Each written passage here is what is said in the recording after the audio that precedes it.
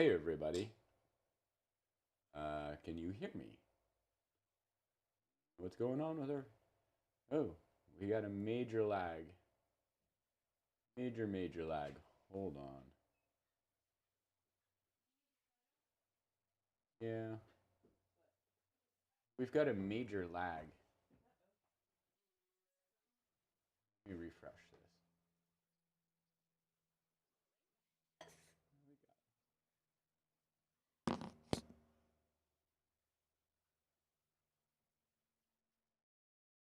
I don't understand what's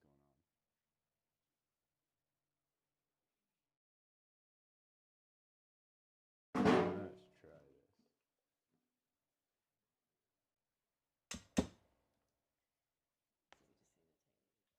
this. We're technically live,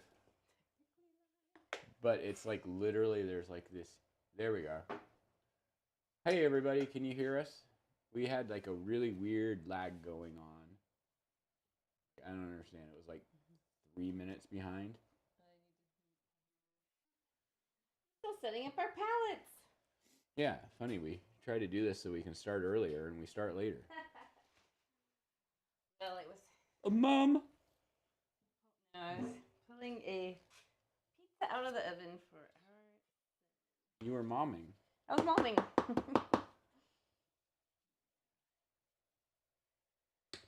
Yeah. So, hey everybody, how's it going?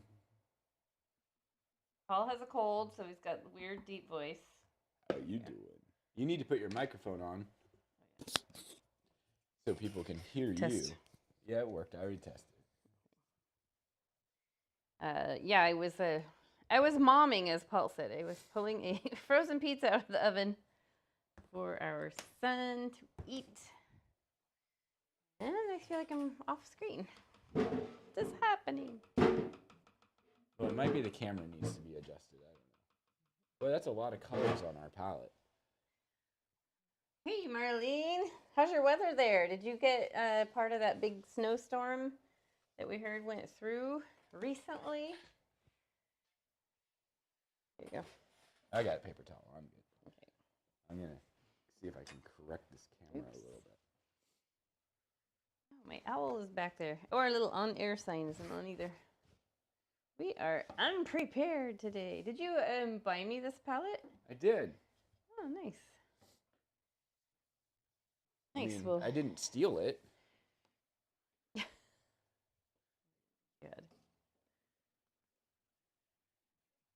I didn't make it. So the painting we're doing tonight is called Tuscan Dreams.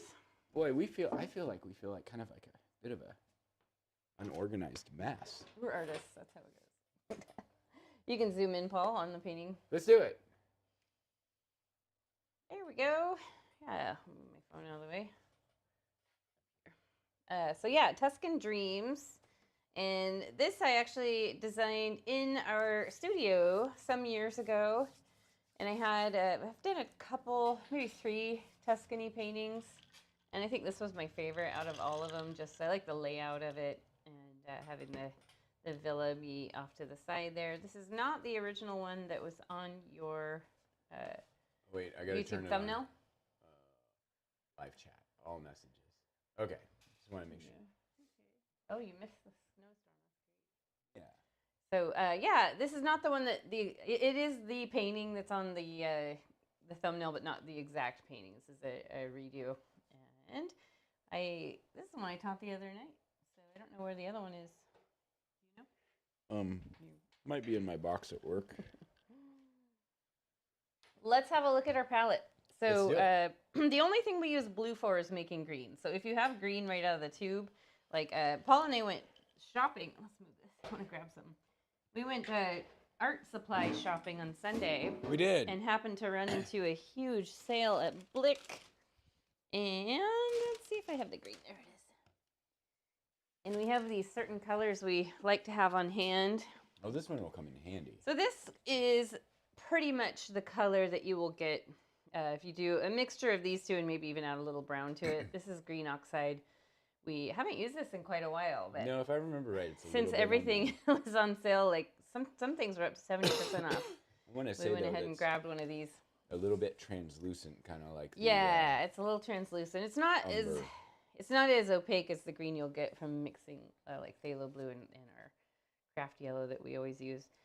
But it's nice to have green right out of the tube if you have that. Feel free to use it. So yeah, we've got yellow, phthalo blue. You can use any kind of dark mixing blue that will make you a green.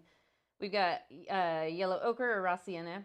This is raw umber. If you only have burnt umber, that's totally okay to use. White, black, and then just bright red.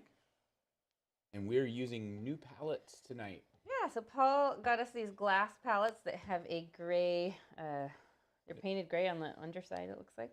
Yep. And explain why having gray is good. So you can get a better idea of how a mixed color is going to look because it's just medium gray versus trying to mix on white. And we've all had this where you like go to mix a color and then you paint it on the canvas and it looks brighter than whatever. So the muted gray palette is very helpful in having a better. We don't need those. Yeah. There. So it gives us a better idea of what the mixed color is going to look like when we use it on the canvas. So it also helps like when you're mixing light colors to see how much you actually have going on. The other nice thing is with these being glass is they're reusable. You just use a razor blade when it dries or red metal paint palette. Scrape it off. Yep. So I'm using 11 by 14 canvas, and I don't even think we introduced ourselves. I'm Jenny. I'm Paul. And we are with Palette Knives Out. We've been doing this since 2019. Although it doesn't seem like it.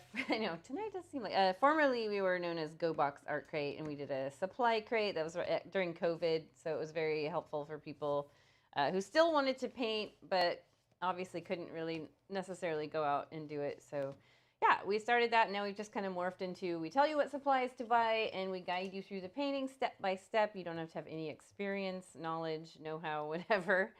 And I'm going to teach you how to do this one, and we can change some things up. This painting's very versatile. One thing I do like to point out is the back hills are very faded, and then we just slowly get darker and darker as we get down into this main foreground, so that's going to help give some perspective there. My villa on this particular version ended up really big, so this is some wealthy landowner there in Tuscany. Where do we put this usually? Like right here? Yeah. Okay.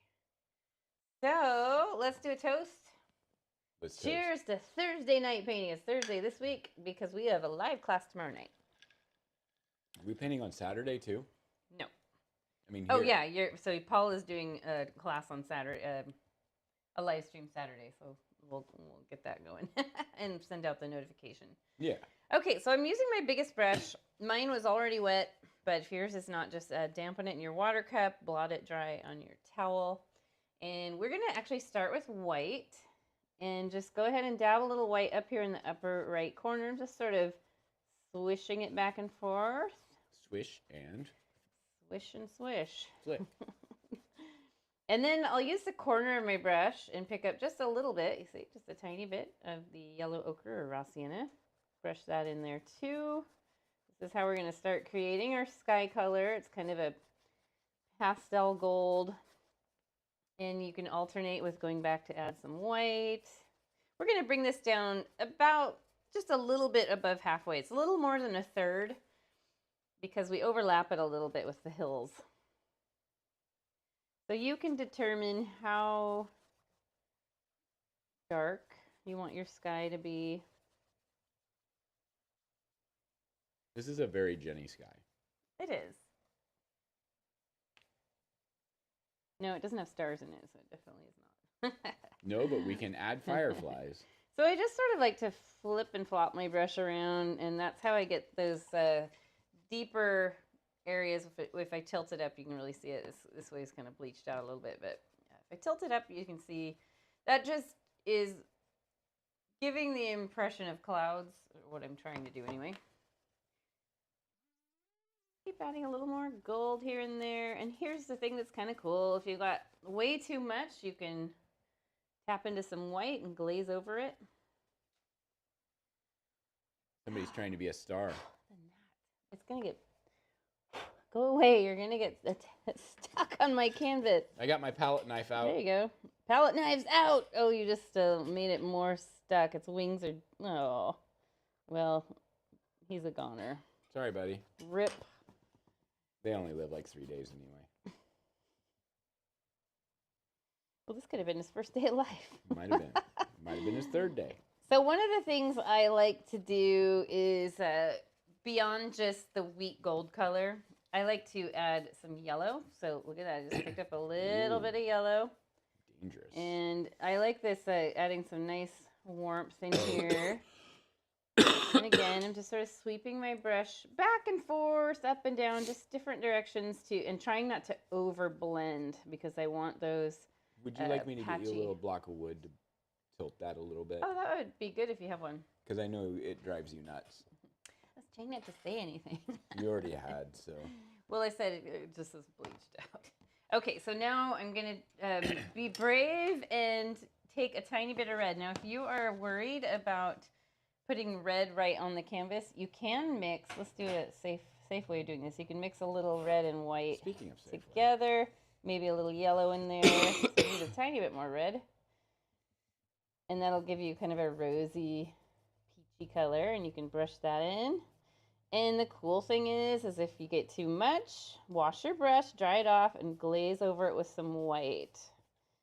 But honestly, you see these sunsets where the sky is really red. So if you end up with a really red sky, it doesn't mean you're doing it wrong. Would we be under the Tuscan sky or? Under the Tuscan sun. That's the name of that one movie. I don't think you ever saw that. No. I always liked that movie. Good. And I can always go in with some yellow. I like this strong bit of red there. In fact, I'm going to play that up. I'll tilt this so you can kind of see how blushy it is. I'm going to play that up and add a little more. So this time with this version, I am going to deepen the sky up a little bit because I found the other day when I finished teaching this one, I thought, it could use a deeper toned sky, something a little more high contrast, because it was really pastel. Like here, I'll show you. It's really pastel, and no shame in making it nice and vibrant. Mainly, I want you guys to know, like, have no fear of this. And I had some students in the class that did this where they put way too much red and they're panicking because theirs doesn't look exactly like mine. And I'm like, no, yours looks really good. It's your version. That's the hard part. Oh, I hear little birdies outside. I love that. They're getting mad because I haven't put the feeder out. Actually, we need to do that. Feeder in the hummingbird feeders. So this is really vibrant and fun, but if it looks too stormy and you're a little worried that it's going to overtake the painting, which this would not, because what's going to overtake the painting are these blood red poppies we put on the bottom. But if you are thinking you want it more pastel, again, I've said it multiple times, just glaze over with some spots with white. And you can let it dry and then glaze over with a little white at a time. I'm only showing you that you can do this. I don't necessarily feel like I need to with my version here. I kind of like that. What is going on? I'm trying to make you not be fighting the light. Makes you think I'm fighting the light? Because I'm watching you move your canvas. That's only so I can see it. I know, that's what I'm talking about. Like, I can see it personally when I know. lift it up. Okay. There we go. I like that. That's pretty cool. This area, I'm kind of figuring that's where the sun is going to be. And you can play that up even more. On one of these, I actually painted a sun in over here in white. Maybe I'll do that later. So for now, I'm going to leave it alone other than I see a spot that I could blend a teeny bit more.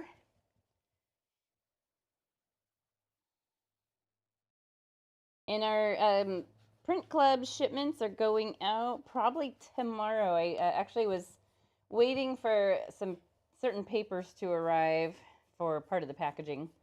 And they arrived today as I was walking up from unloading groceries from my car after work. There they were arriving. So those are here, and Paul and I both typed up some nice little notes about what inspired us for the painting, and then a little bit about the subject matter of each. So, And then Marlene, we'll need to get your address. We'll probably reach out to you. We have Marlene's email, right? With the I think so. Yeah. Well, I'm gonna do a post for. Don't post your email here. I'm gonna do a post for paid members on the YouTube Okay. thing, asking people to DM us or email us their email Yeah, address. that'll be great. Because we're gonna do a coupon code for members for the first month. Yeah, so you can try it out. You And don't here's have to, the thing. And don't feel bad if you don't decide not You to can, subscribe. yeah, you don't have to sign up for a length of time. You can just do 1 month and be ahead of the curve. Yeah. We've already picked our subjects for next month too, and pretty excited. Mine's right on the wall, In right fact, that's behind you. part of the reason we went to get art supplies the other day. Is there were some oil colors we both needed. Although I might, I've been toying around with the idea of doing mine in watercolor, just to play it up. But we'll see. We'll see. I'll go with whatever mood I'm in when I sit down to knock it out. So now, oh what? I've got mine about probably halfway done. Yeah. So we are going to paint our background hills, which are kind of a pale golden, faded out color. We don't just ignore the green that's on them because we streak some green on there later to look like sage, moss, whatever grows. I don't know if sage grows in. I assume sage grows in Tuscany. But color-wise, we need to mix these 3 colors. So white, raw sienna or yellow ochre, and whatever brown you've got, whether you have raw umber or burnt umber, it does not matter. I'll just pull some white and blop it down and then take a little bit less of the, we've got raw sienna right here. And then a little of the brown. And this is too beigey, so I'm going to have to add a little more gold to that. Not to be confused with bougie. Bougie beigey. On my original, I have mine pretty golden. Yeah, that's really close. Maybe darken it. Touch. And you don't have to overmix these. A lot of times we want to do this like perfectly solid mix. When you're painting natural things like hills, it looks good if you just kind of do a blotted mix, because then you end up with some natural streaks in there. That's about the right color. Yeah. I'll just do a little swatch for you guys. Mine could be a little lighter. I think more faded out is good, because then it's just in the background. I could even throw a little of this yellow in there. Just throw a little of that, little of that, little of this. Yeah, I like that color. It's a little bit lighter. You can see a couple shades lighter probably. So what I want to do now is come up above where the horizon line is, maybe, I don't know, an inch or so. Don't overthink this. Just make a nice rolling hill that crosses over to the other side. Why did it die? And then I'll do another one here. Now this one, I could use a little bit of it. You get it? Crossed over to the other side? Come on. And you can make these sort of lumpy, bumpy. So now I can see my colors maybe a little too light. Which means here we go again with more brown, more gold. Probably better. And you can fill those 2 hills in. And I can see that this one is really disappearing probably because my sky up there is a darker reddish color. This guy in. And you can make these sort of bumpy. They're kind of more flat hills. They're not like... Excuse me, sorry. Right in the microphone. They're not like a Cascade Mountain Range or anything. They're just more rolling. The rolling hills of Tuscany. And I'm going to brush these down to about where I'm close to the halfway point of my canvas. You can be a little lower, a little higher. It doesn't matter. There's no blueprint here. We're all just sort of painting a landscape that can be a varying landscape. It can be a little different for each person. I might sketch out where this hill, I just used my brush and kind of carved out an area just so I don't know. I don't know why I did that. I don't need to. I was just thinking about it. You can do that later with green. What? Oh. I just kind of carved it out. I don't know why. I think I originally had them slightly different colors. This color variation is very good. And now we're going to use this same mix, but we're going to throw in some yeller and some bluer. So we have a greenish middle hill. So this is where our vineyard's going to go. It's kind of a brownish green. So what I'm mixing right now is pretty close. I think I could throw a little more brown in there. And take your time. You can pause this if you need to. The blue is really going to overpower, so I keep it kind of like where I'm using less paint with the blue, but with yellow and brown, you can pretty freely mix that.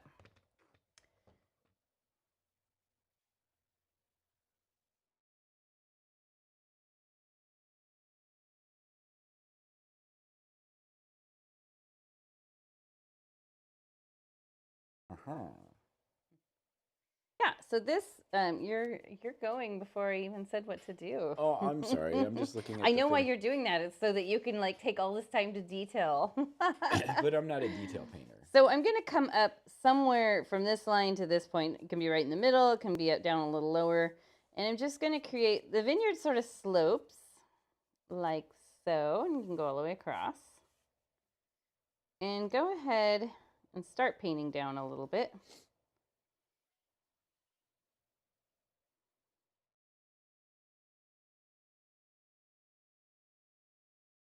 And let's bring this color down. Bring it down to about here. So maybe like 2 to 3 inches up from the bottom. In fact, this would be a good time for us to, you can just sketch in the lower hill. It's kind of a steep hill, and it's going to crisscross over and come up. This is the lower hill where your poppy field is going to go. And I don't know why I started coloring that in. This is the one I want to color in. And this ends up being the dirt where the vineyard is planted. So like when I taught the class last weekend, I was telling my students, make sure you just make this area really blotty and streaky, because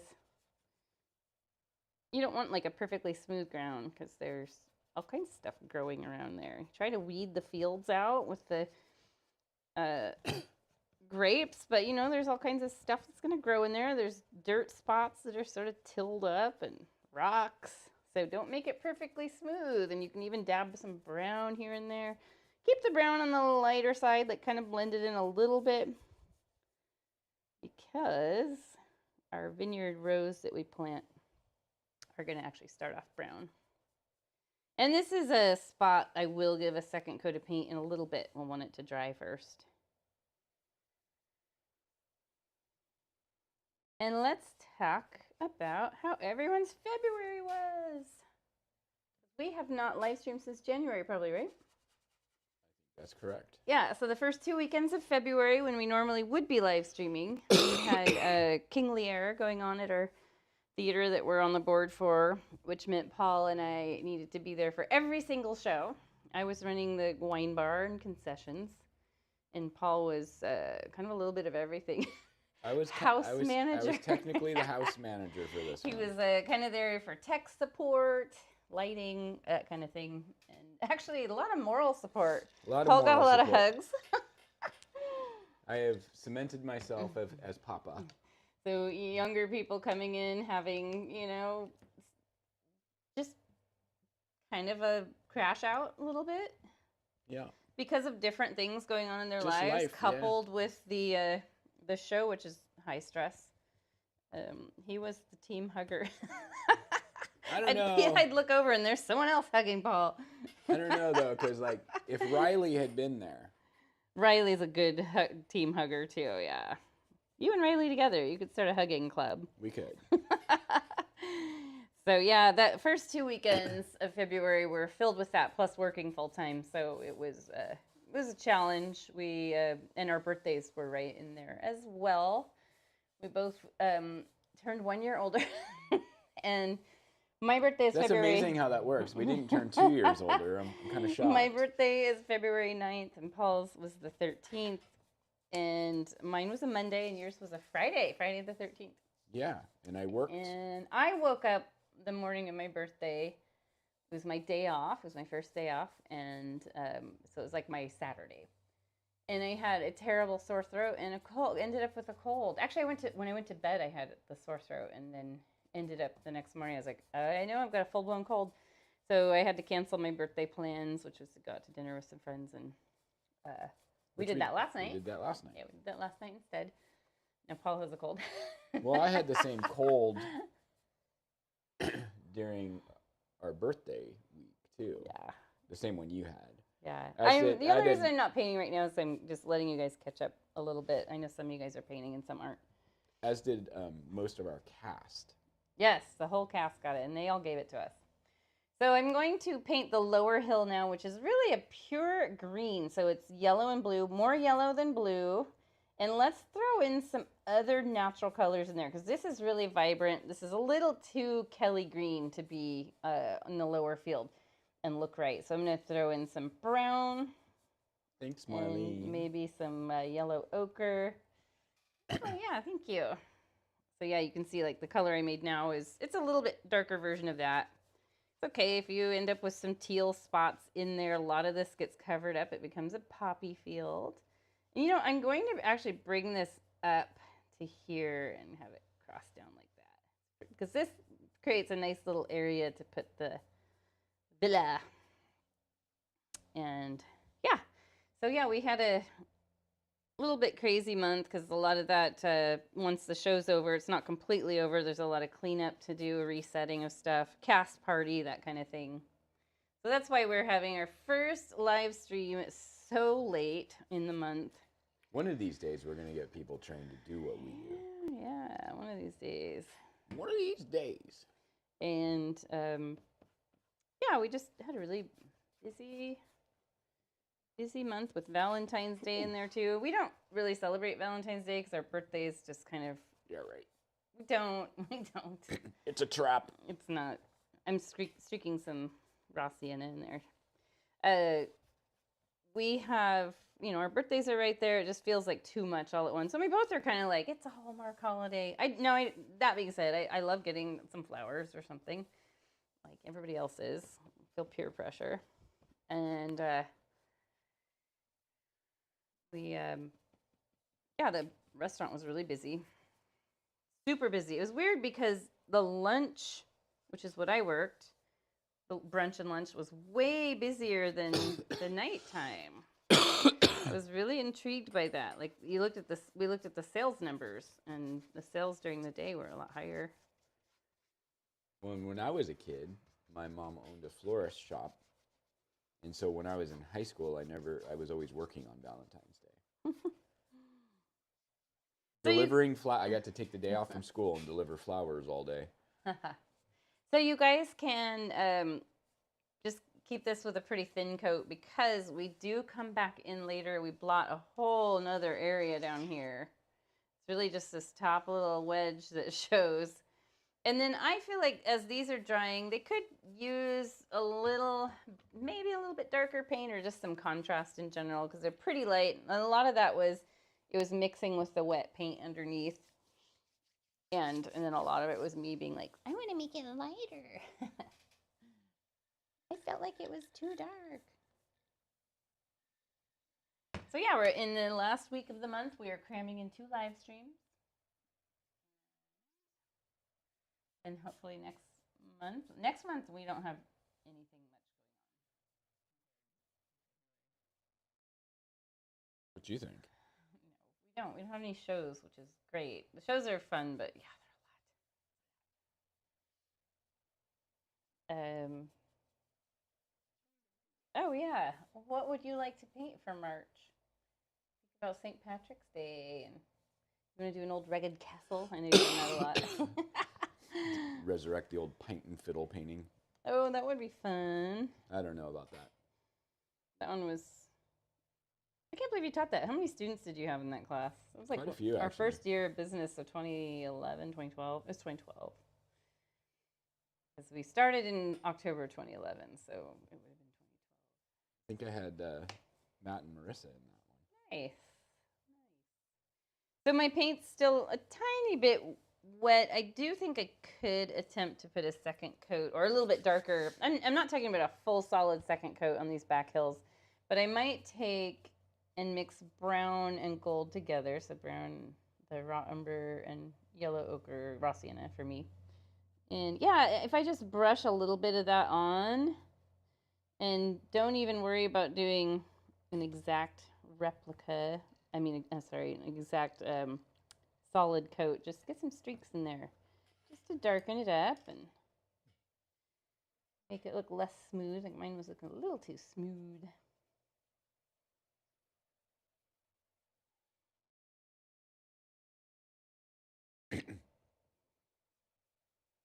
Did anyone catch the Olympics?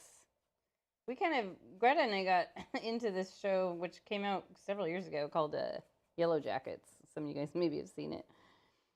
And we just suddenly got addicted to that show and kind of forgot the Olympics were on. But I did catch some highlights, and I pulled it up on, is it Peacock that we were streaming on, Paul? Yeah. And watched some of the, I like the figure skating, and I like the ski jump. Yeah, we kind of dropped the ball on watching. We totally dropped the ball. Which is funny because we terrible. We always watch it, and it's just like this year was like. Oh. You know what? I was talking to somebody about that. And, Are people not watching it as much? No, I think it used to be like you just turn on the Olympics, and that's you got to watch what they wanted. You know, it was what was on. Yeah. And now it's like with it all. You got competing, like that's what we ran into. We started watching a show. What I was gonna say is, you go on to like Peacock, and it's like.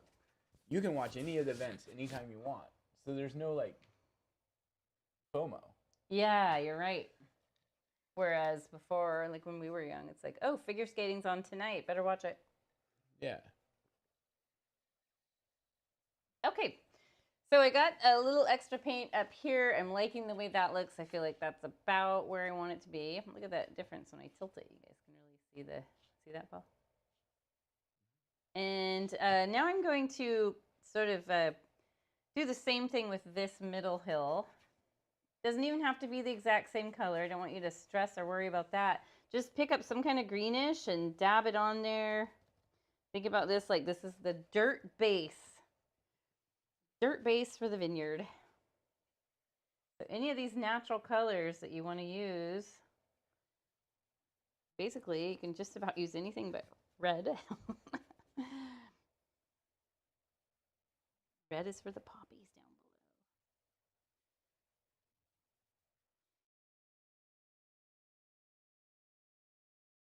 below. So it's not a real pretty look right now. It's kind of sloppy looking and hurts my brain a little bit, to be honest. I don't love how transparent this color is. But when we start planting the rows of grapes on there, it'll come together. Come together. Oops, what's going on down here? Right now. And then I like to, so this little patch right here is what's going to show, because we have a big bunch of bushes down here. So I'm going to play that up with a little streaking of raw sienna or yellow ochre. You could put some brown on there just to make it so it's not just one solid patch of smooth and green. That was one of the things we struggled with when I taught it live. Everybody wanted these smoothed out, perfect, like solid coat of smooth paint. And I'm like, no, this is a landscape. This is nature. Nature doesn't play that way unless you're in an HOA.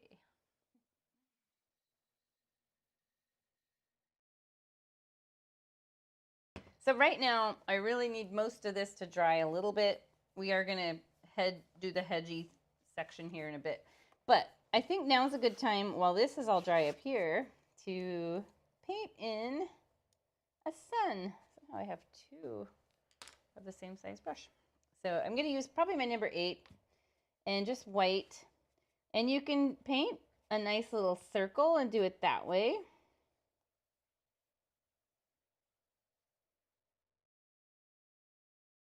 Circles are kind of hard to paint, but you can also just haze around the edges. So it's just like, see that what I'm doing there? It's like, you don't have to worry about painting a perfect circle, but you look at it and it's like, oh, yeah, that's where the sun is. So you kind of just haze around the edges.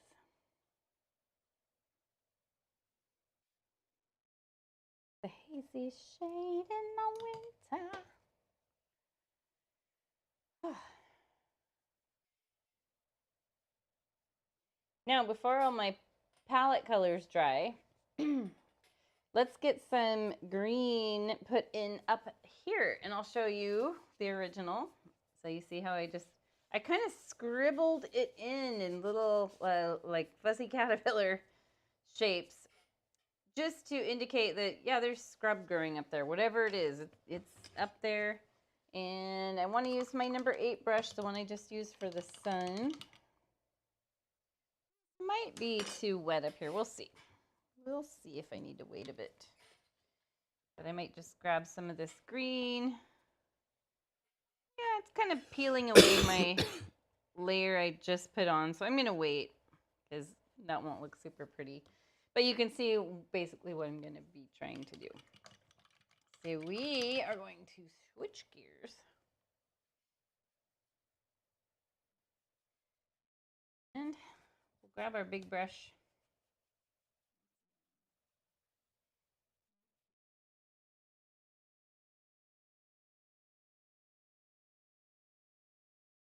Dry it off. It doesn't have to be perfectly clean. We're going to start tapping in some shrubs, and those can have all kinds of colors involved with them. So you don't have to have a 100% clean brush at all.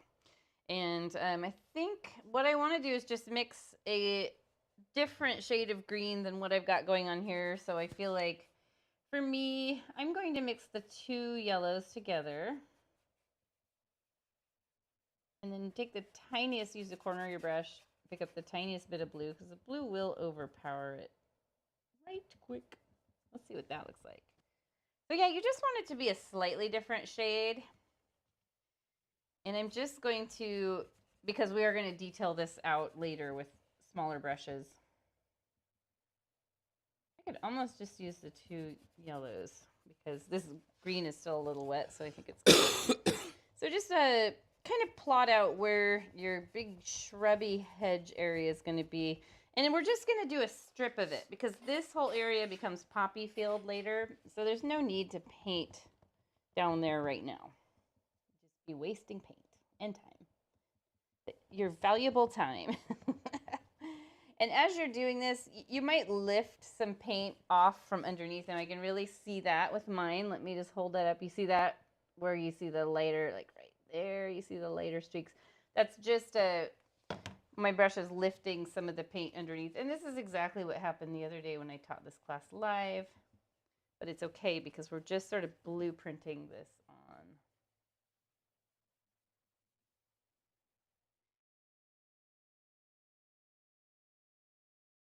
This is one of those paintings that goes through a really not so pretty phase. It's like this part up here is nice. And this down here is just yucko right now. Part of it is green is a difficult color. It really is. Yeah. And there are so many different shades of green. So basically, I didn't do anything massive here. You can just see there's really a textural change. And that's okay because we have plenty more to do. This is drying nice. This is starting to dry just a little bit. I'm going to hang for a minute and chat it up while this dries a bit. It's kind of cold out here, so paint's drying a little slow. But then, you know, a few months we'll be complaining it's drying too fast. Yep.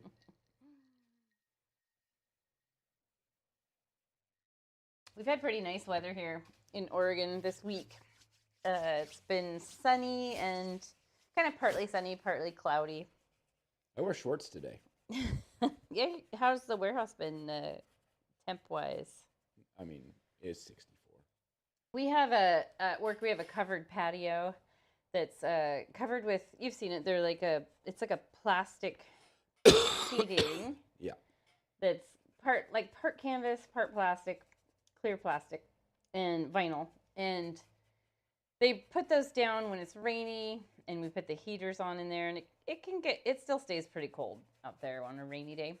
But you can leave the heaters off completely. It can be 35 degrees out, and if the sun is out, it's going to get 80 out there. I have to like roll up some of the sides. I mean, it's basically a greenhouse. It is. Like you could grow African violets in there.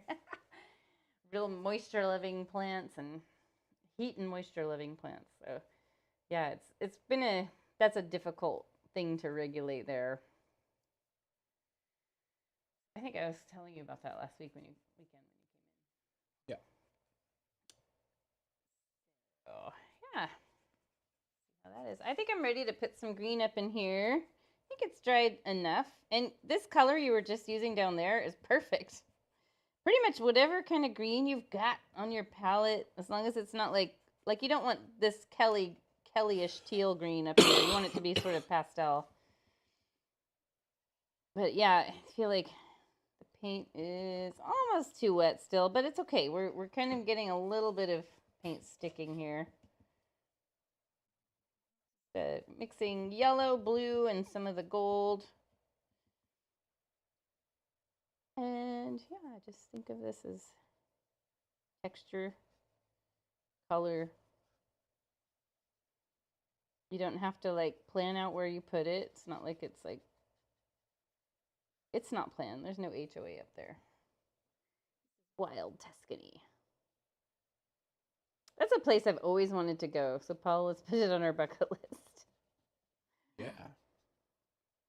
We had a Tuscan soup at work today. It was called Ribiola. It's actually a Tuscan peasant soup. It was so good. I actually thought about texting you to see if you wanted to stop in and get some to go. Because you and Hayden go get your food out on Thursdays. Yeah. And it's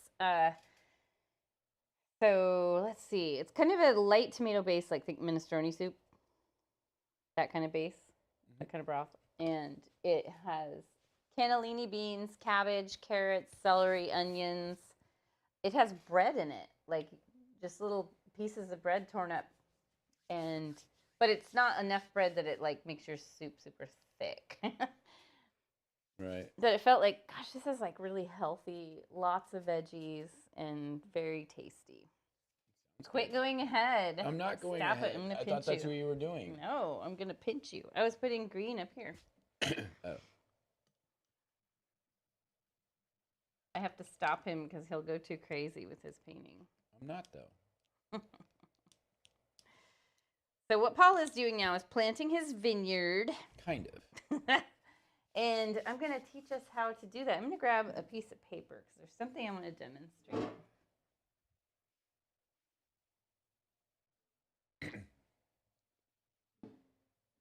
So this middle section here is where we're going to put the vineyard. And here I'll show you what the original looks like so you get an idea. I'm going to tilt that. So we start with dark brown fuzzy caterpillars, and then we highlight the right side of them, and it comes together nicely in a kind of impressionist way. Pop that over here, and I'm just going to use blue because it'll show up nicely. Basically, we've got this hill like this. Yeah, this one's a little steep. And the goal here is, rather than, this is a common thing, people want to do just perfectly even spaced stripes like that. And then it doesn't look natural. And what you want to do instead is, here I'll draw another version of this same hill. You might start in the middle and have one slightly curve. But your next one, it needs to be really close up here and then flare out at the bottom. So really close up here and then flare out. Really close up here and then kind of space out at the bottom. Like this one too. Close together. This one's going to start going this way or even kind of straight down. But that's what gives you that perspective. So if you look at the difference, this looks more like a vineyard shape and this looks more like a bed frame or something. So keeping that in mind, that's what we're going to do. Okay. And we're going to use just whatever dark brown you have. And probably your middle-sized brush. I'm just using my number 8, which if you're using your own brushes, it's a 1/4 inch flat brush. Feel free if you have a different, like a round brush or a, gosh, what is the one that's slightly... Filbert. Filbert. That's one of my favorite brushes. So this is a bright brush. It's perfectly flat, like a rectangle. A bright brush. A filbert brush is... That's a flat. Oh, it is. So what's a bright one? Just a longer version of the flat. Filbert, the edges are curved in like this. I have filberts. Get the filbert.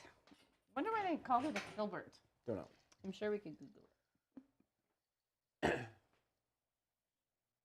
this is oil, so don't. Yeah, so that is a filbert brush. So you see how it's not perfectly cut off flat. It's the edges example. are. Yeah, this is a better. Actually, this is kind of worn, worn brush. But you see how the edges are rounded by comparison to the flat brush, which is perfectly squared off. Does not matter what you use here. Here's an example of a bright versus a flat. Oh, okay. Let's see.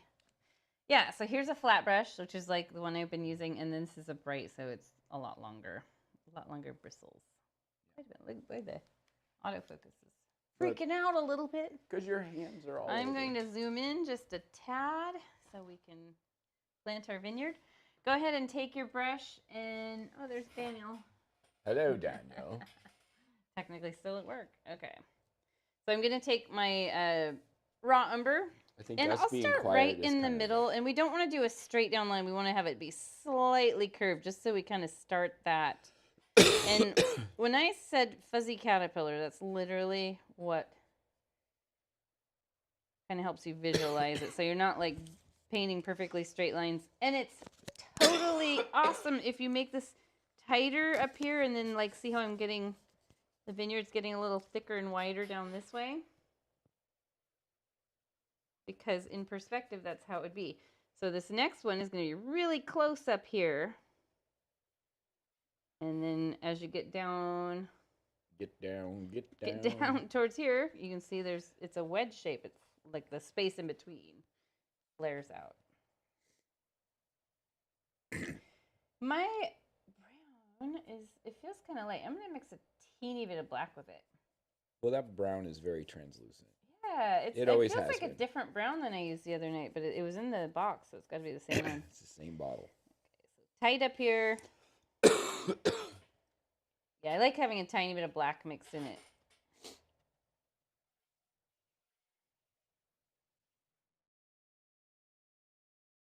Nobody's made a Tucson joke yet, Daniel, so it's up to you. A Tucson joke? Does it look like Tucson? Except for the wine grapes. Well, except for Maynard James Keegan. The lead singer of Tool, he started growing wine grapes and planted a vineyard in Arizona. What you get, Daniel? Tucson, Tuscany. No. I wonder if he was chuckling about my coughing and he almost choked on his own saliva. Oh. It's a little bit of instant karma right there. Okay, so right over here, you don't have to go all the way over because this is right about where I want the house to be or the villa. These can almost connect back here.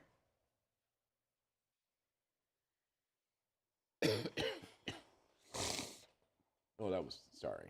Yeah, we don't need to hear that. Good. Keep that to yourself. Good night. Everybody just ejected.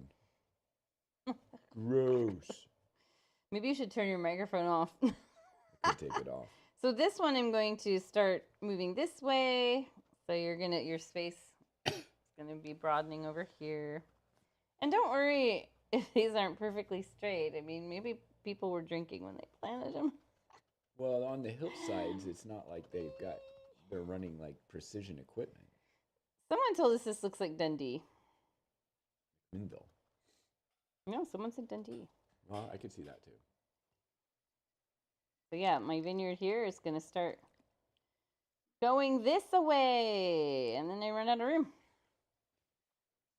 So that looks about the right shape. Don't worry if it's not exact. Mine has been different every single time. In fact, I'll show you. This one, most of them were curving this way. And in this one, I have more lines, and they're a little bit more in perspective. And that's partly because I am teaching you guys and not a bunch of drunk women like I was last weekend. They were super fun, but there was several friends got together and came to the class, and it's a blast. I always enjoy it, but it can be a little distracting when everybody's laughing and talking and you have to continue repeating yourself. I don't get mad. I know what it's like to have girls' nights out. Well, that and we used to have a lot of drunk people in our classes. We sure did.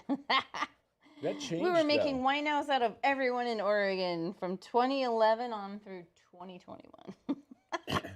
Yeah, but it changed. I'm just adding a little more green. Yes, that is actually something we've talked about at work, which my restaurant is right in wine country in Oregon, and we get a ton of people coming through wine tasting. And I've talked about this with customers. I've talked about it with the restaurant owners and other employees, and it's like people are drinking way less. Like Gen Z, a lot of them don't drink at all, and a lot of them are still really young. But they're smoking weed and doing mushrooms. It's a different thing, and part of it is because weed is legal now here in Oregon. And so, yeah, people are just finding different vices. Or some people quit completely during COVID. And some people started drinking more. Sometimes that's how it goes. Let me zoom out just a little bit. Painting makes me think of Captain Picard. That's really weird. I'm curious now. You have to explain that. Why it makes you think of Captain Picard. I can't. Well, we haven't exactly watched the Star Trek Next Generation, so. Okay, so let's do something different here. We're gonna actually start putting some red on the painting. Older Picard had a vineyard. Oh. Makes me think of C.J. McCollum. Like, isn't he on a spaceship? Yeah, but they're from Earth. Okay. I'm not a Trekkie. I'm more of a Star Wars person. But I know you're both, Daniel, right? You're both. That would be like saying, like, oh, that guy that was on the aircraft carrier, he had to have lived on the aircraft carrier his whole life. The only time I ever saw, like, my parents used to watch Star Trek a little bit, and the only time I ever saw them on the ground, it was at some foreign planet. Well, that's because they were exploration unit. They were out exploring. He was retired. Oh, good for Captain Picard. He retired and had a vineyard. I love that. So let's go ahead now and get some red on here, and we're going to do a faded red. So let's talk about our poppy fields. We've got some way back here. These can be poppies. They can be red trees. They can be red shrubs. Whatever your heart desires. Down in here, there are definitely more poppy fields, and this is pure bright red, and up here it's more of a faded red. I'm going to show you how to mix that, and I like it back there being the faded because just like the hill's a little more faded for perspective. It looks good. Let's use one of your smaller brushes. You can use, if you've got a red set, the number 4 is great for this, or the number 8, whatever feels more comfortable in your hand. They're so close in size, really, it's not a big deal. Let's mix red and raw sienna or yellow ochre. Just a little bit of red, just bring it in gradually. You're going to get kind of a color that I would probably call like coral or terracotta. It's orangey. It's coral. Let's see. I knew you were going to say that. I'm going to stop using these terms because I always know what you're going to say. So you're just going to dab it back here in little clusters. You can do a little hedgerow if you want, or you can do like dabs here and there. But you do want to, instead of doing polka dots, that's a common thing that we kind of fall prey to. Think of it like little thick stands of shrubs that maybe climb up a little higher here or there. I'll zoom in just a little bit so you can see. Oops. And you don't have to have one color tone here. You can mix a little more red in it. Maybe a little more of your yellow ochre or even just plain yellow. So you have some more vibrant pockets. And maybe, just a maybe, I might use a smaller brush for this next part. Maybe there's some poppies over here. And you just need to, we're far away from this poppy field. Are they opium poppies? Maybe. And then you, so you're just seeing just little hints of the color and shape. You're not seeing like actual poppies. You can look back from a distance and know there's something there that might be poppies. I mean, if it's opium poppies, that would explain the uneven rows. There you go. Opium and vineyard. And you could even we could say some of these poppies are like expanding into the vineyard a little bit. A little mixy-roo here. Are they California poppies? California poppies are pretty. I like them. They're really orange, like pumpkin orange. We have them in our side yard. Yeah. Actually, I need to show you guys what we have in our side yard right now. You guys are going to die. So cute. Well, we don't want that kind of, lawsuit potential on our hands. You're going to figuratively. Look at that cutie. It's a lion mane bunny. Oops, what's happening? And it's got blue eyes. Has one blue eye. Yeah. And Paul took this. Where is that in our side yard or is that in the front yard? It's in the driveway. Okay. Yeah, we have moss in our driveway. Wait, that's not on the driveway. Yeah, it is. Our driveway's that mossy? On that and the side HOA hasn't said anything? On that side of the car, yeah. I thought that was like part of our yard. We do have a lot of moss in our front yard, but that's like part of the aesthetic. We created a moss garden, and they tried to get us to take it out, and we were like, we spent 15 years growing this. And then I've got another picture of its sibling that appeared first, a month ago or so. And they're definitely related. What the heck was that noise? Oh, there it is. So this is the sibling also in our yard. And isn't that the cutest, sweetest little thing? They're both brindle. There, now zoom down a little bit. They're both brindle, and then one has the lion's mane and the one blue eye. And we're just trying to figure out if someone dumped them or if they ran away or what the deal was. But we've been feeding them. I went and bought some special hay that's good for bunnies. It's kind of funny, though, because we will... And they've got a little shelter they live in. We will not see them for like a week. Yeah, I think they travel around a little. And we'll think they're gone, and then all of a sudden they'll be like, here we are again. One of my coworkers said, yeah, they're going to come back and with a whole family. Crap. Okay, so we've got our little... if I'm being honest, I'm kind of okay with that. What? Their little family. Yeah, I mean, I don't mind as long... Like, I don't want coyotes or anything to get them. We've got a lot of green space around here. That would devastate me. But also, I don't love the idea of them being caged, so I'm all about... You do you, bunnies. You do you.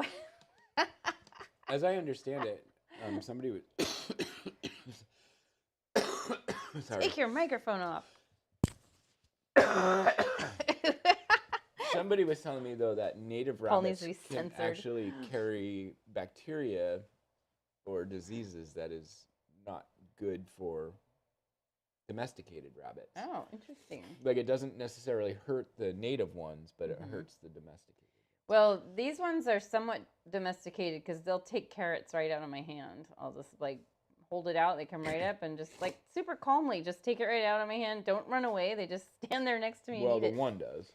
Oh, yeah. I haven't really personally encountered the lion's mane one. Okay, so enough about bunnies, even though I love them. Let's go ahead and get our blood bath down here on the bottom. And I say blood bath because that's exactly what it's going to look like at first. I got the idea for how to do this poppy field from another painting that I pinned on Pinterest years ago. And I just love the way it was done. I thought that's really clever and fun. And I'm going to take my biggest brush, the flat, and use the flat edge of it. So I'm turning it, using the thin edge. And you're just going to do some overlapping little dashes and have some that come up a little further in here. So you're not like just having a perfect stripe. And you can even like dab some, and you can do some streaks of the red or dashes. We're going to use a smaller brush to actually dab on actual poppy shapes. Make sure some go off the canvas on the bottom and the sides. About like that. So yes, definitely bloodbath down there. And I do a little bit up here too, because here, let me show you. There's a little peekaboo bit of poppies up here. So we're not doing, obviously not as much up there, but get some there, about like that. And then I'll zoom in. We're going to switch to a smaller brush. So for me, I think the number 8 is perfect. If you want to use a round brush, you totally can. Just use what you got, but make sure it's just on the smaller than that big one we were just using. And this is where I'm just going to dab on little blobs. And I just tuck them in and around here. Make sure that you don't evenly space them. Have some that are clustered together, and then maybe some that are off on their own. Maybe there's like one way up here.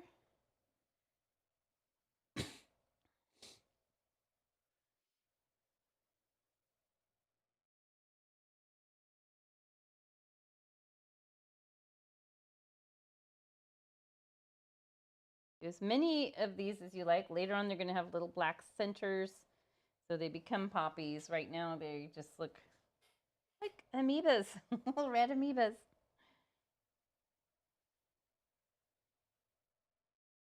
And I use a little thicker paint here because I like the texture. I feel like it makes the color stand out more opaque.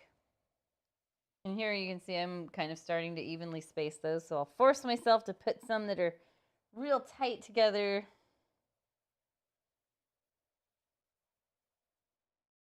And then definitely do some back here. They're going to be a little smaller because they're further away. So use the corner of your brush maybe. Have some occasional ones that climb up this way. Why not? Why not? Why not? I think this was probably the part that people really struggled with the idea of it. Like they wanted to know exactly what shape the flowers are. And I'm like, Monet shape. You better take your microphone off. You're kind of gross tonight. I am. Yeah, so that gets that part out of the way. Yay. And the painting just starts coming together a bit as we build more and more and more. I'm going to tilt this just a little. You can see out the glare.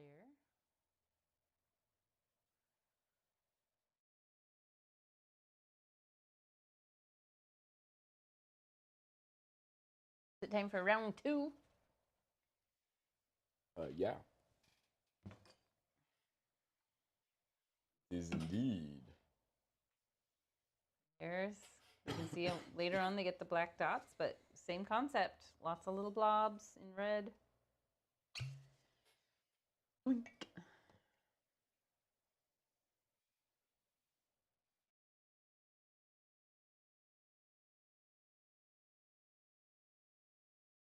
And I think right now we're going to leave this red alone for a bit, and we will start highlighting the right side of our brown rows of grapes. And, oops, I just dragged my finger in the red. So let's have a look here. You see that? We make a light kind of celery green, and we use yellow as well, but we're going to start with just the green. And you're only going to dab this on the right side of each of these because that's like the sun is over here. We know that. And it's going to come down like this and highlight the right side of each of those. So let's mix up our celery green or something similar. Avocado green is fine. You want something pretty light. And brush-wise, I'll use my second largest brush again, number 8. Out here. Let's get that heater close by. I mean, I did put it in here, and It doesn't really do a whole lot. It takes time. Let me zoom out just a little bit so you can see my color mix I make. So I have a bit of yellow. It's got a little red in it. That's okay. I think there's enough yellow to overpower it. And then I take a little blue and making a, I don't know, I think it's more avocado than celery. Pretty. I like this color. Lime green, kind of. Key lime, margarita. Ooh, now we're talking. I'll just dab this on the right side. So you want to make sure it's lighter than your base ground. So if it's not that light, you'll want to make a lighter version by mixing a little more of your lightest yellow you got. Mine. I have this little container of it.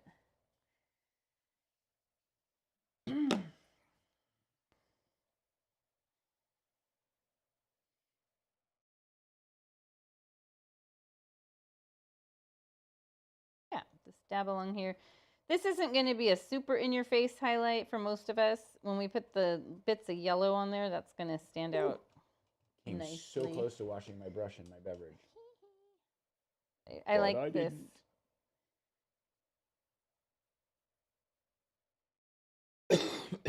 Next month, Paul and I get to teach at a vineyard. We're teaching a Mount Hood painting at a vineyard that has a view of Mount Hood. It's just actually right across the street from us, right across the main highway out here. It is. It's like 3 minutes from our house. You could almost walk there. Not with gear. Not with gear. Kind of a neat place. They have like an infinity pool too, so it's like one of those ones where the water goes right to the edge. Yeah, it's like kind of like their residence and the vineyard. Yeah, I think you're right. I think they live up there.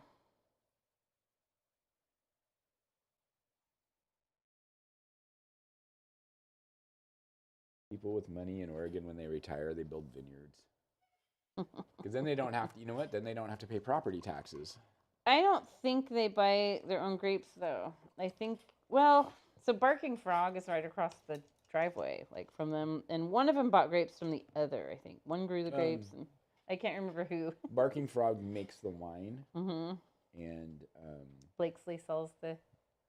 Well, Barking Frog makes the wine for Blakesley, but Blakesley grows their own grapes. Oh, okay.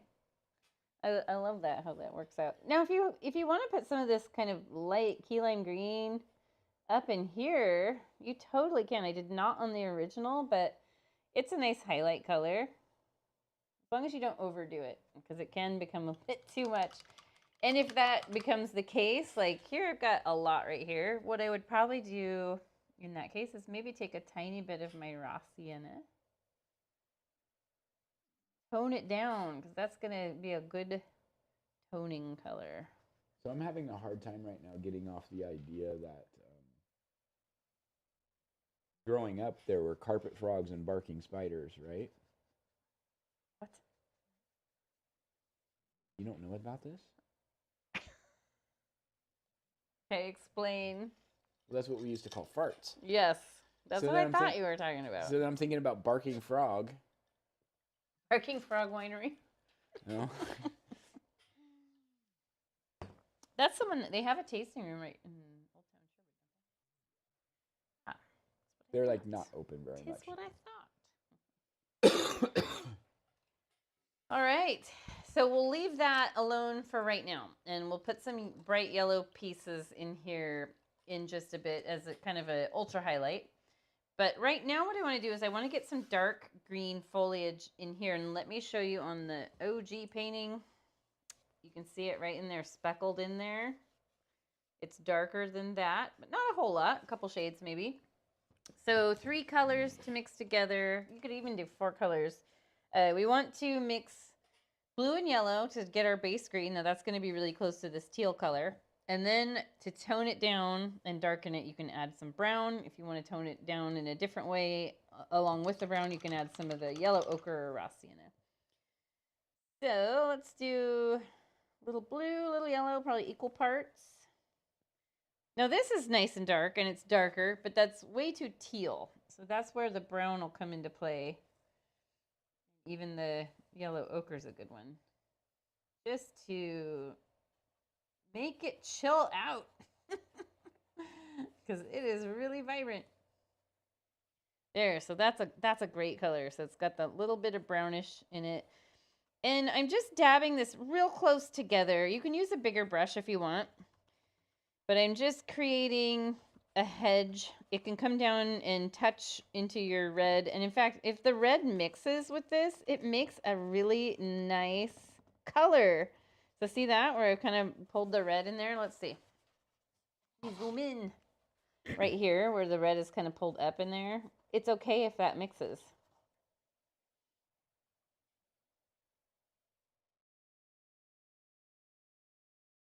And you can come up just in here. We're going to do some yellow, lighter color along the top edge of this.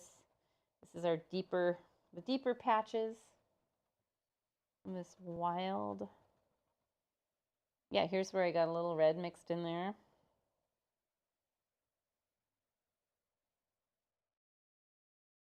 That pesky gnat, or one of them. I think the other one is dead, but this one is. And you can bring some of the greenery up into this poppy field up here too. Again, don't worry about the wet red mixing with the wet green. It makes a nice effect. Sort of a happy little accident. I saved a funny little post in my phone that I thought would be fun to show you guys. Speaking of happy little accidents, it says,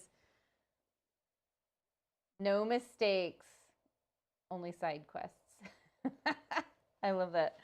Thought that was really cute. So don't worry if you make what you think is a mistake. It's a side quest.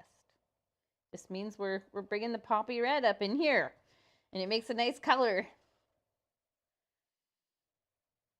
And the key here is you want to make sure that this edge is a little uneven. It's not like a perfectly sculpted hedge. It's not going to be perfectly flat on top. So don't be afraid to make a little bump up in here. And I'll tilt that a little bit. You can kind of see what I'm talking about. Got a lot of good dark going on there. And I could even tap some greenery down in here. Throw that off a little. Do it. Do it now. Do it. Do it now. Kill me. I'm here. I'm there. What are you talking about? Don't you remember that in Predator? It's been a while since I watched the original Predator, a couple years or so. You're off camera, by the way. Oh, we got into Predator for a while, but actually Greta, my daughter, and I rewatched a bunch of the Predator movies recently, and we got the new Badlands one, which is super awesome. I love that one. It's probably my favorite one so far. But I also love Prey, which is the one that takes place in. I didn't get to see Badlands. I bought it because it was like $19.99 to rent it, or like $24.99 to buy it. So I'm like, I've been wanting to see this movie for a very long time. We wanted to see it in a theater. We never got out to do it. So $19.99 is way cheaper than going to a theater anyway. So I paid the extra $5 and bought it. What are you talking about? We run a micro cinema now. And we can stream it there. You can come see a show for $5, but they're all old public domain movies. Yeah, what are we showing next weekend? This weekend is The Snows of Kilimanjaro. Yeah, The Snows. Who is in that? I don't know, but this last weekend we did a show that was called 39 Steps. The 39 Steps. That was written by Orson Welles. Oh, interesting. Didn't he write 1984? Yeah, but then it was directed by Alfred Hitchcock. Did you watch any of it? I did not. Oh, you were with me at the art center. Yeah. No, where were we? I don't remember. We were home. Okay, so this is looking about where it needs to look. And I want to, what do I want to do right now? I want to get some of the yellow highlights in here. So these can be sunflowers, because sunflowers grow like crazy out there too. Or you can think of it as the sun highlighting off of these green leaves and turning some of them yellow. I have both yellows. I have that, you can see the raw sienna or yellow ochre in there. And then I've got the light lemon yellow in there too. And primary yellow is totally fine if that's what you've got. You can mix a tiny bit of white with it to give it more opacity, because yellows tend to be pretty transparent unless you're using really expensive like cadmium paint. Yeah. Or a paper towel. How are you liking the glass palette so far? I actually don't like even pay a lot of attention to it. Like, it's not. That's good. It doesn't make any major difference. So I do like the way the colors look on it, especially on the video, because you can really kind of see it. I think one of the things that I find is that I realize how little paint I actually mix. Yeah. Because I actually feel like, oh, there's very little paint. But when I'm on the regular paper palette, it looks like there's a lot more paint mixed. So having this, we just worked on this area, having it be wet green works really good, but it's totally okay if it's not too. I'm just going to dip my brush in a little bit of that lemon yellow and start down in the wet paint and work my way up. And you're just kind of going on the top edge, only be try to be aware so you're not making like a perfect 1-inch stripe. So what I'll do is I'll like bring some down here and there. Maybe this one's just on the top edge so that you're avoiding making a perfect unnatural stripe. So you want to try to aim for something a little more wild, untamed. This is one of my favorite ways of painting, actually, is Impressionism. It's not one that I do very often, but when I do it, I always feel like I really like it. Very liberating. Yeah. And you really have to think about shadow and light a lot more. Whereas when you're doing like a more detailed painting, you have to think about the detail.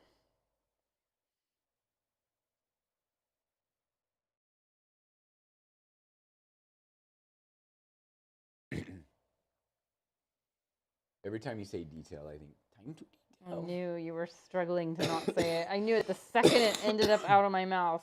But have you heard the whole theory about Mater being a serial killer? I think so. Yeah, I thought that was. That wasn't Meter who said that, though. That was No, that was Ramon. Ramon. Yeah. We're talking about the movie Cars. Yeah. Which we know very well because our son, who's now 25, was when he was about 5 or 6 when it came out. He was literally obsessed with that movie, and we had to watch it over and over again. And then before that, it was Nemo, and we watched Nemo over and over again. So there, it's kind of a wild and a little more.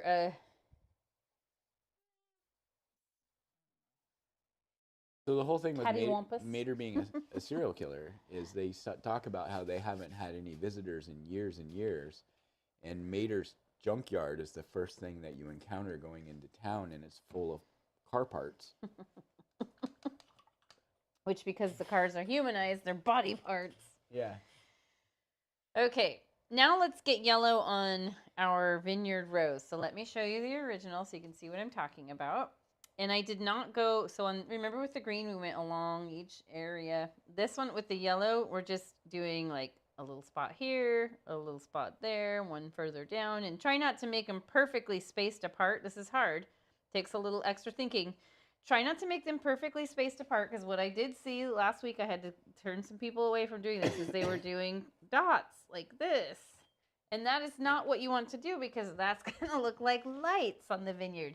So what you want to do instead is like have this one come down, like maybe it's 1 inch long. Maybe this one's just 1/2 inch. Maybe this one's just a dot. This one up here is just another dot. So you try to avoid having it be perfectly spaced apart.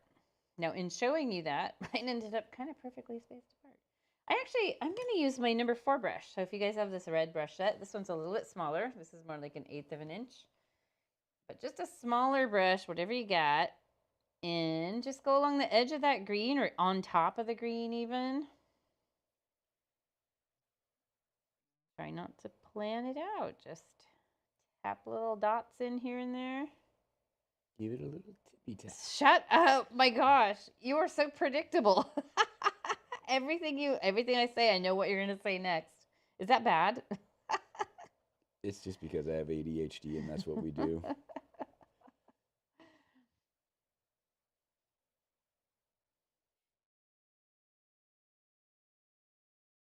So you can keep it pretty vibrant. Maybe over here you reduce the vibrancy a little bit, meaning like use a tiny bit less because it's maybe further away from the sun.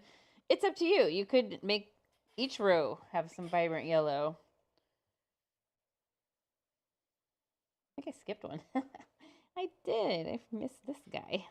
One right smack in the middle, the very first one I started with. But you see how this makes it stand out a lot more. And it kind of gives that sunny appearance.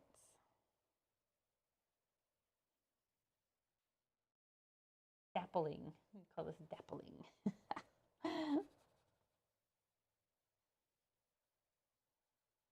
Undappled.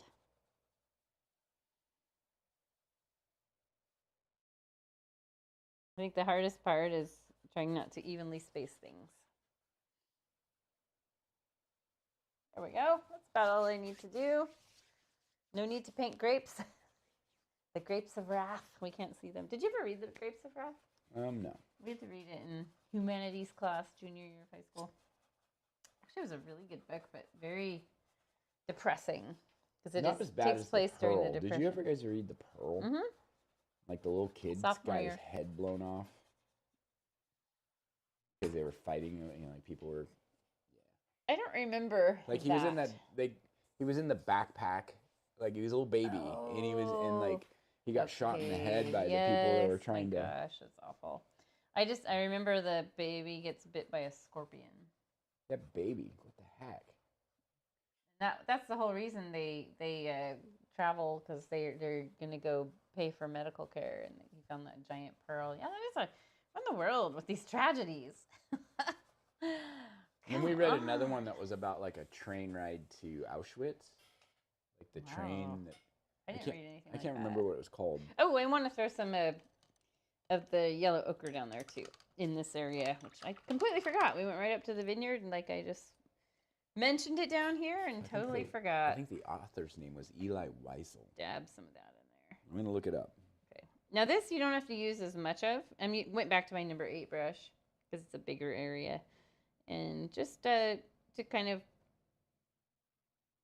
I can hear our washing machine going. Sounds like a helicopter. Or maybe that is a helicopter. That is a helicopter. Okay, our washing machine sounds just like that now. We have a front load washing machine that has like a 300-pound concrete block in it.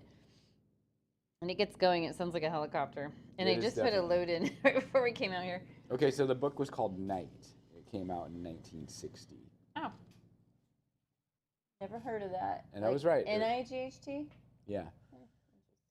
And I was right. The author's name is Eli Wiesel. I just remember reading that. Probably sophomore year. Okay.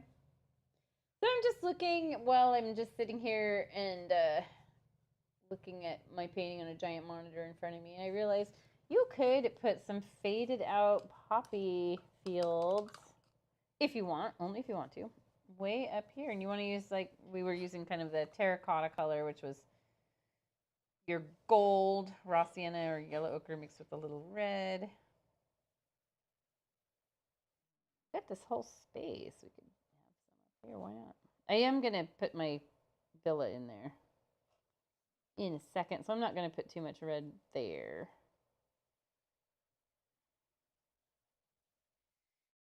I'm going to have to use my finger. Do it. And tap. You guys can use your finger to tap things around and kind of soften them up a little bit. Very nice. Okay. Now we will plant our villa. So right here, I've got some areas that if I were really going to get into like cleanup crew things, I might take my golden color, get a little in there just for dirt or even some brown. And kind of clean anything up that feels like it needs to be broken up, or maybe you've got some blank canvas showing through. Oh yeah, I got some teal up there. Why not? Just rock it. Okay, now let's talk villa. It is a super simple shape, and this is how a lot of the villas look there in Tuscany, based on photos. I've never been there. Bucket list. You're speaking like an authoritarian on the subject. But like I was saying earlier when we started, I have done a lot of paintings of Tuscany, which means I've looked at a lot of photos and paintings for ideas. And I think I'll just go ahead and probably use the blue again because it's a nice standout color on this. So we've got our hill, and then a lot of us have that secondary hill coming in here. And this, this might be flatter. Mine kind of is flat like this. It comes across. Basically, the villa shape is, look at it. It's more of a rectangle on this one side. And then you'll do a triangle here. Like it's kind of, the roofs are kind of flat. And then a smaller shape here. If it's easier for you to draw it this way, where you do the rectangle and then do a little square with the roof like that, then basically this is going to come across like this. This line needs to parallel that and do a little overhang. Not a super big overhang because the roofs are pretty flat. And there's probably some reason behind that. Probably because they don't get a lot of rain. Yeah. So, yeah, whatever helps you draw it. Maybe it's easier for you to do the end side first with the triangle, this side first, and then do the rest. You do whatever works best for you. And we want to make a light sand color. We're going to make that with Yellow Ochre or raw sienna, white. So start with that, and then we'll just gradually add a tiny bit of brown to it just to tone it down from being too gold. So here, let's have a look. Oops, I'm sorry. Look at our villa. Keep So yourself see, it under kind of comes control. right down here. And then we built some shrubs up around it. Because right at first, it's going to really stand out like a sore thumb. And let me toss this over here. Brush-wise, oh, one of your small flat brushes is fine. I grabbed the number 4.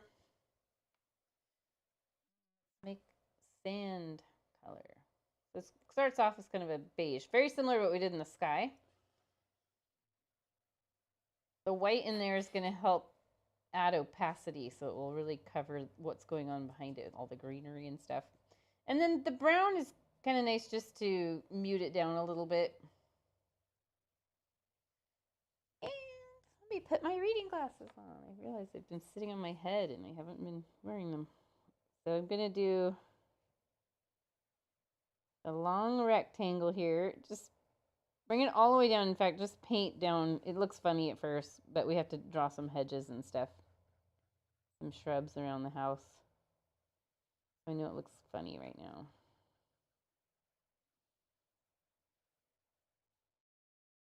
And then over here you can make the low pitch roof in the side. I actually had, when I taught this the other day, I had the whole class just sketch out the roof in this light color, even though it becomes red. Oops, I maybe overhanged a little far. And then this side, grab some brown right on your brush. Don't wash your brush, just dip it in the brown. And this is darker. It's going to be out of the way of the sunlight, and this will help give it a little more dimension.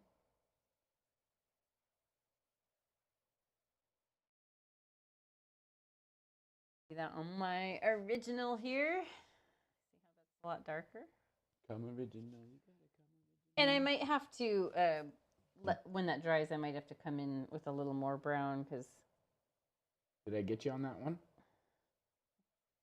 I'm going to give you a lollipop. So you'll stop with your little things. You're mean. You're trying to And change who I am as a person. You're trying to correct your ADHD. Why don't you just No, it's act just become different? predictable. It's become predictable. No, but did I throw you for a loop on that one? No, you didn't. I knew it was coming. You did not. You did not see 311 coming. Hey, that's not their original song, is it? Yeah. Okay. Yeah, so right now looks very funny because we have this sort of wedge shape going on down here and the roof is clear. We're going to bring it all together. And while this dries, feel free to finish this up, but while this dries, we'll work on painting our Tuscan cypress trees in. Are you bracing yourself for come together right now? Who's saying that? The Beatles. That's what I thought. So I went and saw there's Paul McCartney biopic out called Man on the Run. It was really good. I was surprised. Man on the Run? Because there they was did a song that called was Band on the Run. Yes, yeah. I double checked this. It was called Man on the Run. It was really good. I have never been a Beatles person. I wouldn't say I don't want to say I wasn't a Beatles fan. There was some of their music I really liked. But some people were really into the Beatles. I was not one of those. I was not the type that would go to see a biopic of Paul McCartney. And my friend invited me because she had some tickets, and I thought, you know what? Everything in my body wants me to stay home, but I'm going to go ahead and go. And it was really enjoyable, and I realized he made a lot of really good music when he was a solo, and then with the next band after the Beatles was called Wings. And like I loved Live and Let Die, or what's the other one? Ebony. No, not that one. Oh gosh, was it Awake? Amazing? Something amazing? Oh yeah. Baby, I'm amazed at the way you love me like you do. That's a good one. Like, I know it's an A word. You know what's kind of crazy is like in reality is like all 4 of them were like crazy good musicians. Yeah. It was interesting because the biopic mentioned John a lot, John Lennon, and Paul McCartney, but hardly mentioned Ringo or George Harrison at all. So and it's funny because a lot of people will be like, Ringo carried. He's a drummer, right? Yeah. But like if you listen to like the breakdowns of like his drum parts, they came across like a lot of people are like, oh, he's just real simple, but he wasn't. Like it was simplistic sounding, but he did little things that other, like drummers and stuff didn't do back in that era. That's interesting. Yeah, that's what actually Chef was telling me about that the other day. Who? Oh, Chef. Yeah, he's a huge Beatles fan. Okay, so let's talk about Tuscan cypress trees. I know sometimes you see these around in different places, and they are always funny looking. They're really tall and narrow, and I've got some really faded out small ones back here, so that's what gives that whole thing perspective. I've got some right along the house. They're a little darker. These are really dark in the foreground. I just have 2. I know most of you guys are familiar with Van Gogh's Starry Night, and the tree that he has down in the left side is a Tuscan cypress. And he's just done it kind of like, it looks like it's shaped like a flame or something. But they are shaped kind of like someone took a drop of water and stretched it out really long. So I'm going to grab my little palette and show you. We need to keep a pad of paper out here. Yeah. So I'm not just wasting palette sheets. They're a lot more expensive than paper. I used to do what? A sheet of like newsprint. Yeah. So I'll use the blue again to draw. So what you want is long and narrow like this. And that is what they look like. In fact, let me pull up, because I was showing someone this the other day, probably in the class. I will tell them a lot, like, get your phone. We all have them. Google this, because it's nice to have a visual of what you're trying to replicate. But these are Tuscan cypress trees.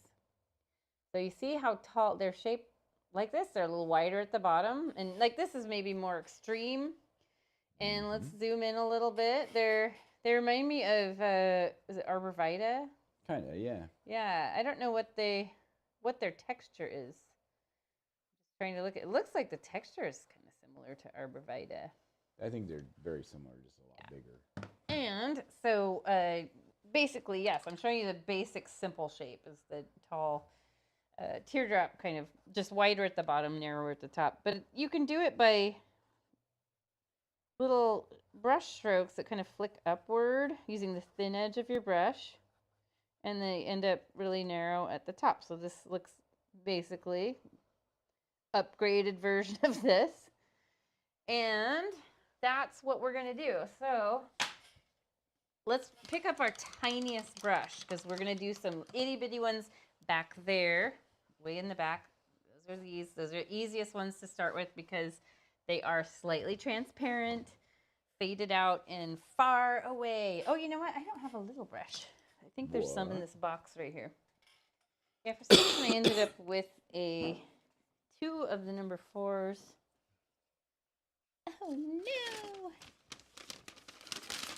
Well, I might have to use yours, Paul. There might be one in one of the jars on top of my... The closest jar is oil only. Okay. But then the back ones are... Well, there's a little brush I can use. It's different variety of brush, but it will work. It will do the job. It'll do. That'll do. It'll do. Yeah, so I'm going to use... Basically, use your tiniest brush or whatever you got. And we want to mix umber, or if you have raw umber or burnt umber, either one, and the yellow ochre or raw sienna, and more of the brown than the gold. So we want it to be a different color than the hill. And let me just do a little swatch here. That's too much paint on the brush. Dragging my sweater. At least I'm dragging my sweater in the red, and I'm wearing a red sweater. So this is the color. It's kind of faded out. Let me zoom way in. And basically, you're going to... I would start with just doing what looks like a stick sticking out of the ground. I love it to go over into the sky, so it's more silhouetted against the sky. And then your job is just to widen it up at the bottom and give it kind of it's tiny, I know, but similar shape to what I was showing you with my paper. And you know, I feel like I need a little more brown in here because it's almost a little too light. You could almost use just straight brown. You don't necessarily have to have the sienna or ochre in there. And then maybe I'll do a couple over here. Again, when they're so small like this, just start with a stick. A little stick coming right out of the ground, and then just widen it up. Keep it thin at the top. I actually think you got an upgrade on the brush. So right now it's focusing on your hand. Oh, shoot. So you need to zoom out a little bit. Okay.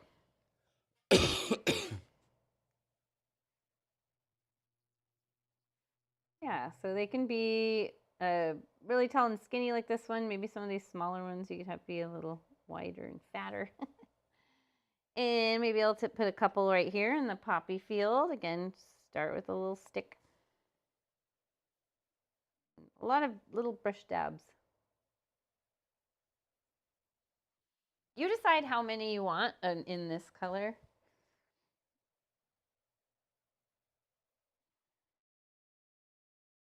I'm going to do 5. I'm going to keep it an even number. And then while you've got this color on your brush, go ahead and tap some little shrubby shapes right up against the house on either side in the brown. We'll add some other color in here too. This I feel like is maybe too wet to, let's see. Oh no, it's sticking on there. So this little wedge area, which I said is kind of awkward, you can pile up some shrubs in there to make it fit in better.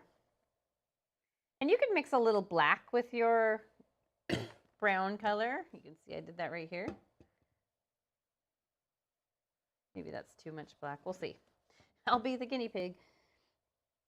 Yeah, you can tap a little darker shrubbage in there too. In fact, we're going to draw some of those Tuscan cypress trees around the house in that dark color. Let me show you. The darker color.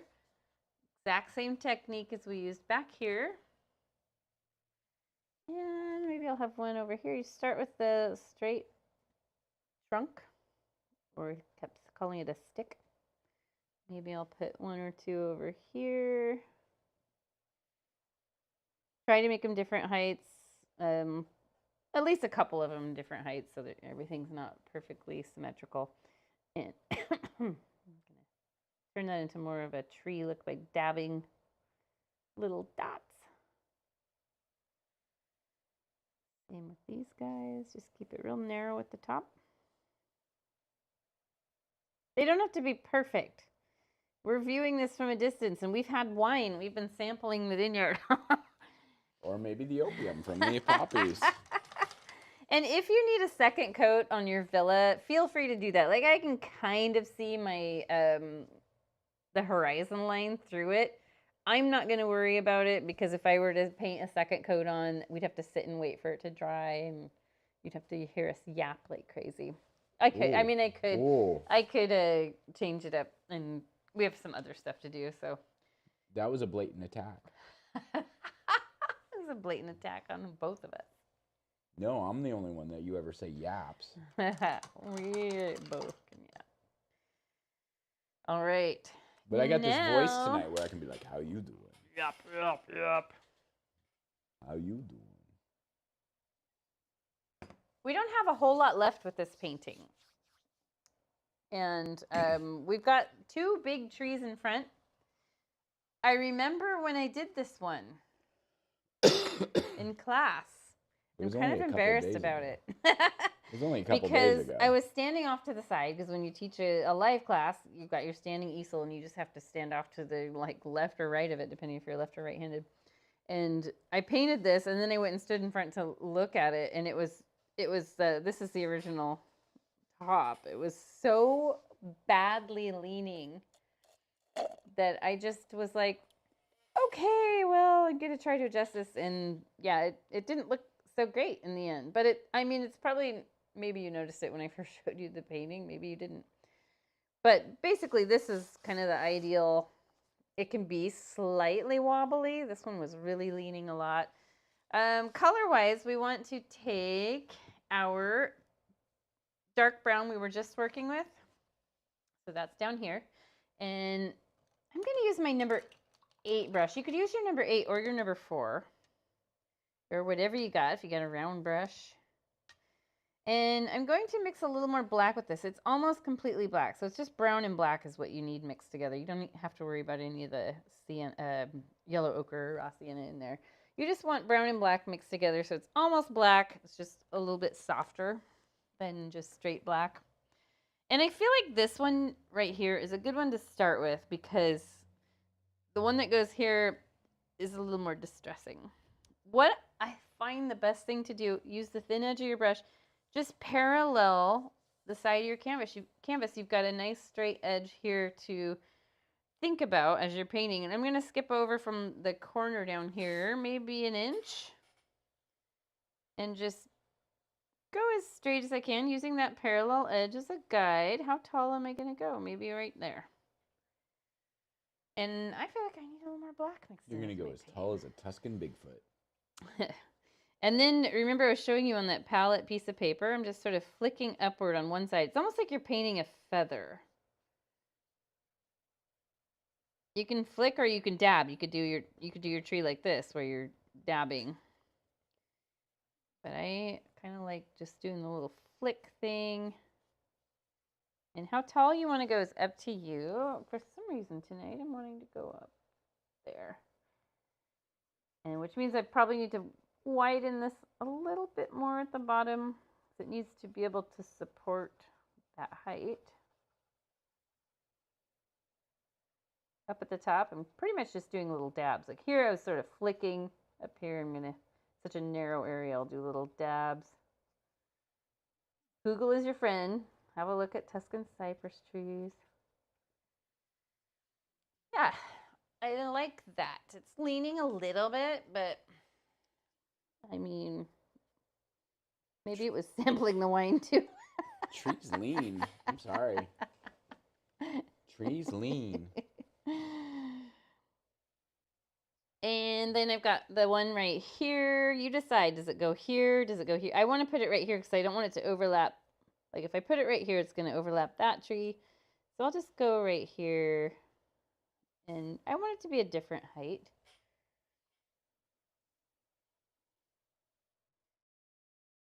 Oh my gosh, making him not lean is kind of hard.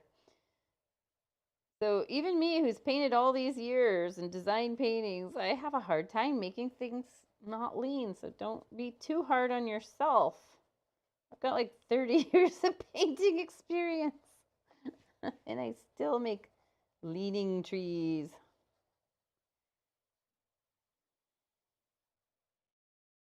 There we go.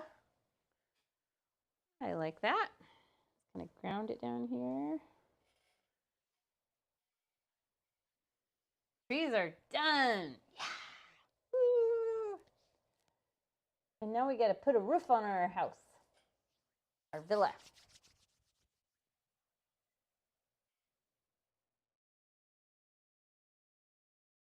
Here's what we have left to do. We're going to put a roof on our villa. We're going to add windows. And then we're going to add the center dots for the poppies. And that is literally it, unless you want to go the extra thing I did in class the other day, and I added lights on in the windows just to make it look like somebody was home. But honestly, I don't really like it with the lights on in the windows. I kind of felt like the windows being dark, I felt like it felt more traditional, I guess. It just didn't feel necessary. Yeah. So to make our roof color, it is not straight red, it's burgundy, or just a muted red. And so you'll want to mix black and red or brown and red, either one, just to make it so it's not such a pure red. And brush-wise, one of your small-ish flat brushes, whatever feels comfortable for the size of the roof you have. Is this black? That looks like black. The black will really overpower the red pretty quick. It makes kind of a Christmas cranberry color, honestly. Yeah. So I need a smaller brush because my roof is kind of on the smaller side. Narrow, not super tall. Make sure you trace over your light colored outlines because you don't want those to show up. You want those to be completely covered. I've got water coming off my brush here. In theory, Daniel's back.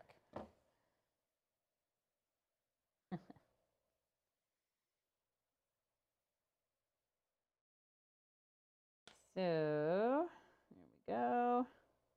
Make sure you get the roof on this side too. And this is going to go back a little bit towards the house. Oops. Let me zoom in a little.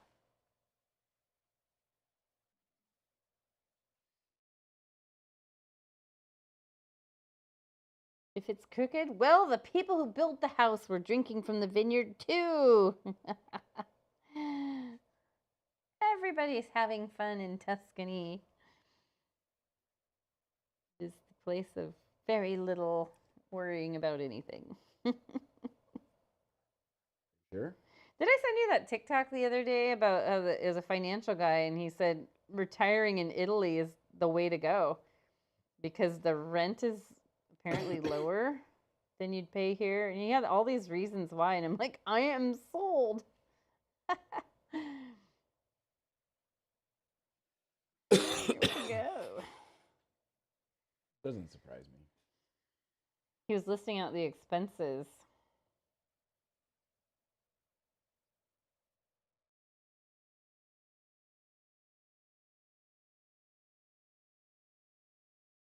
Have spaghetti every single day. And Campari. Now feel free if you want to add a little red, and I would mix red and yellow, or red and gold, like this color up here that we made earlier. Helicopter again. Just can't wait to go onto the local neighborhood threads The on Facebook page. Anybody know what you're Anybody hear that helicopter that was circling the neighborhood 10,000 times? I think it had to do with China. I'm adding little dabs of this color in here just to play up the foliage a little. Yeah, we have a very active Facebook community page, and I've gone through times where I'm like mute for 30 days. I cannot deal with these people because some of them are, it's like, why do you have internet access? I am like just bewildered at some of the people who belong to one page in particular out here. It's comical. You've been on that page. Actually, I don't even know if you're a member of that page, but I've showed you some posts before. It's pretty comical. Does anybody know why I saw a coyote in the woods? Yeah. Yes, because the builders out here are stealing their homeland. That is why. They don't know where to go because your house was built on its green space. That is actually, some people do reply that. It's pretty funny. But yeah, those threads are quite entertaining. I heard a siren. Does anybody know what it was? You missed a bunch of messages from Daniel. Oh, no. Whether or not, oh, Oh, yeah. The key operative word there is want. Of course I want to visit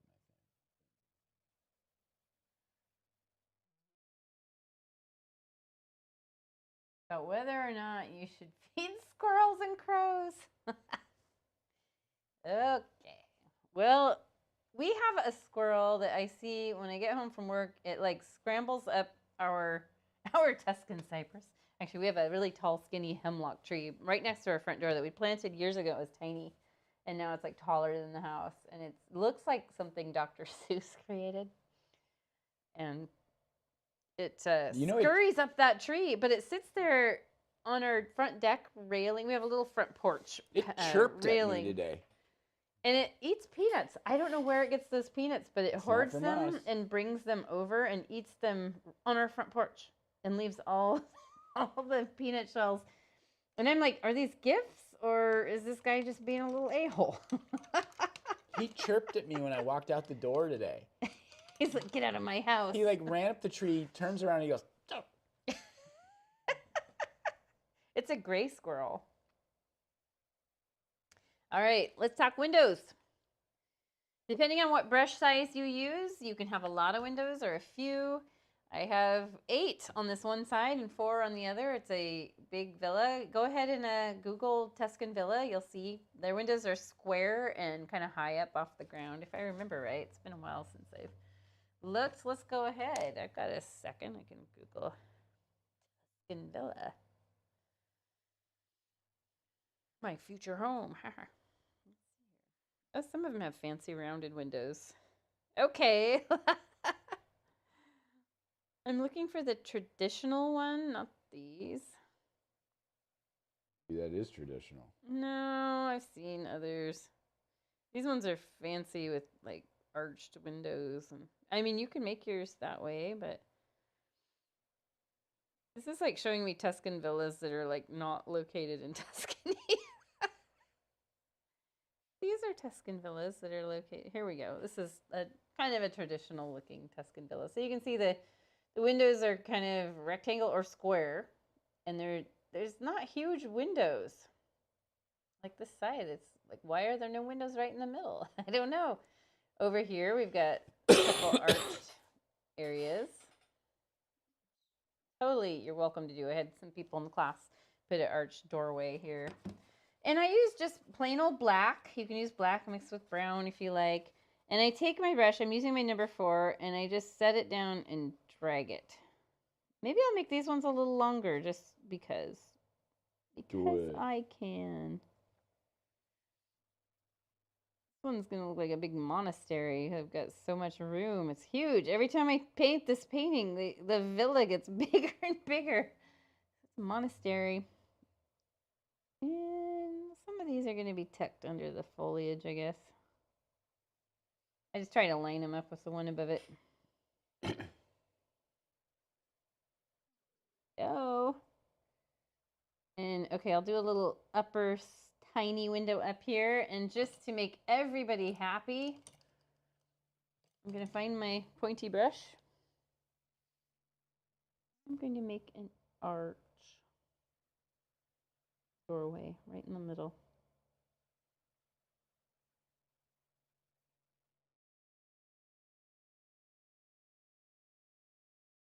Yeah, well, it looks pretty good. I mean, it's okay. I feel like on mine, this the side of this right here sort of disappears, so I feel like I need some foliage of some kind over there that's gonna.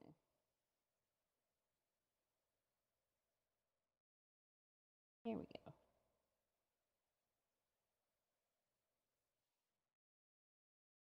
Like it. Looking pretty decent. Now, we'll get the centers in our poppies. We'll do that last. It's super easy. We'll just leave the easiest thing ever for last. Let's go ahead now and get some highlights on these trees. So you can see I did that here. And when I taught this live, this tree was still wet and I just used yellow. So it turned kind of greenish on top of the black. Mine here are pretty dry. So I might use, I've got some of this really pale green from our vineyard left over. Just one of my medium/small brushes. Daniel asked if we Googled Tuscany Villa. I just Googled Tuscan Villa. Brought up like billionaire homes that are in America. Okay. Actually, I need to make a little more of that color. So it's a lot of the lemon yellow with just a tiny bit of blue. You just basically want something greenish. And so your sun is over here, which means the right side of these Tuscan, just these two big dark ones, are going to have a little highlighting. And I just use the thin edge of the brush and sort of dab and stretch it upward. Dab, stretch, dab, stretch. And not a ton of highlights, just a little bit. It helps break up the dark mass of these trees and give them a little bit of dimension.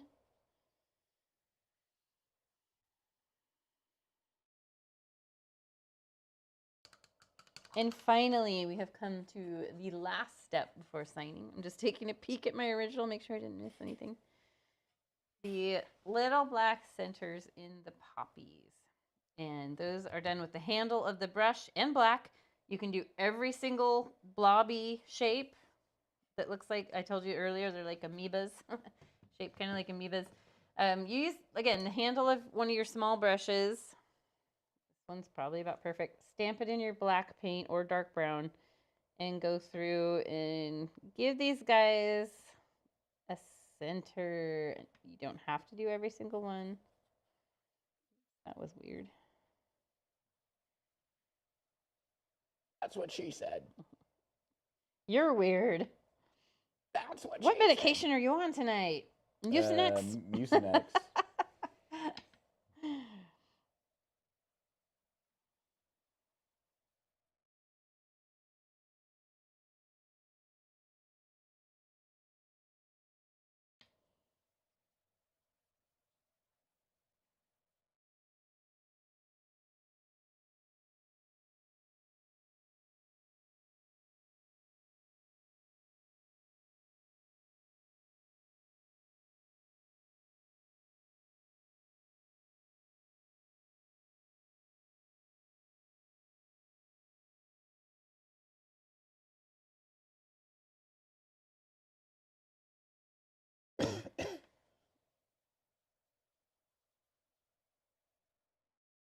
And I've got a few up here that I could dot. Don't have to do every single one. Don't do ones up there. They're way too far away. That's probably about enough. That's enough. And then I just have to sign my painting. And I think I used yellow in the last painting. Little brush. And just paint your initials somewhere. On the back is fine too. But, you know, most artists paint them on the front. Voila! I chose this side because it's on top of the dark tree. You could do it over here, but it'll kind of get lost. My paper towel is totally damp.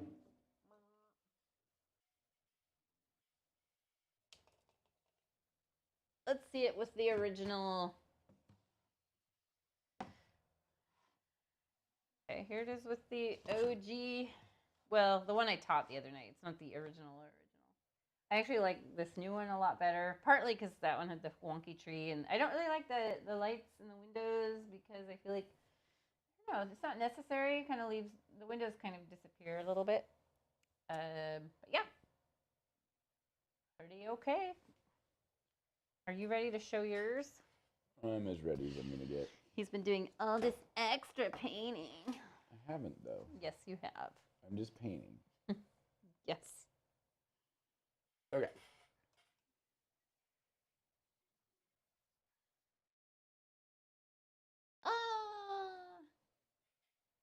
Very nice. My building sucks.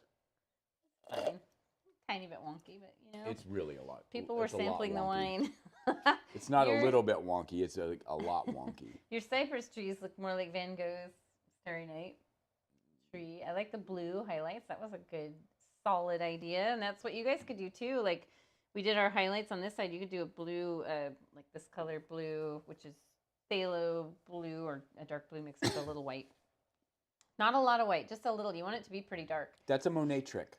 Yeah, it is. Yeah, so the backlighting there is, it's a nice thing. I like that a lot. And then your whole vineyard area, like your poppy field's a lot more kind of blended out. Not really blended, but like you did a lot of more wet on wet painting. There's notes of that blue in there too. Yeah, I see it.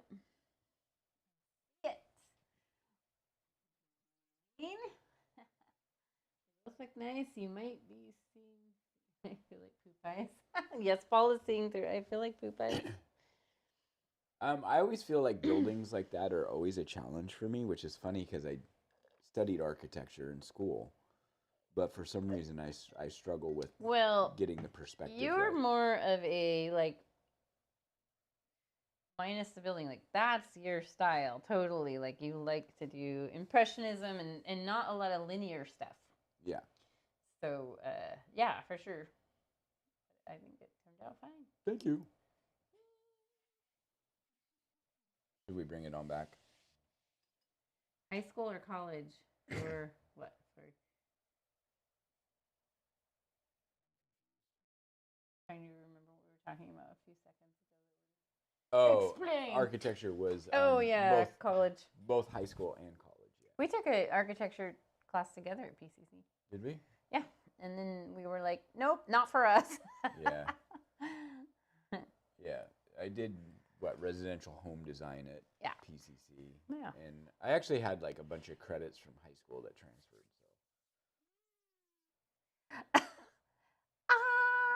So. We're not really here. We're ghostly.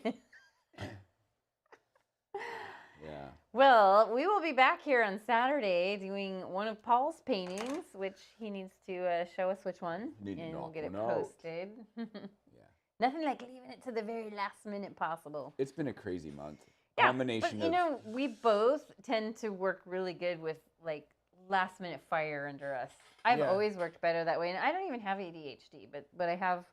Why are we so blurry?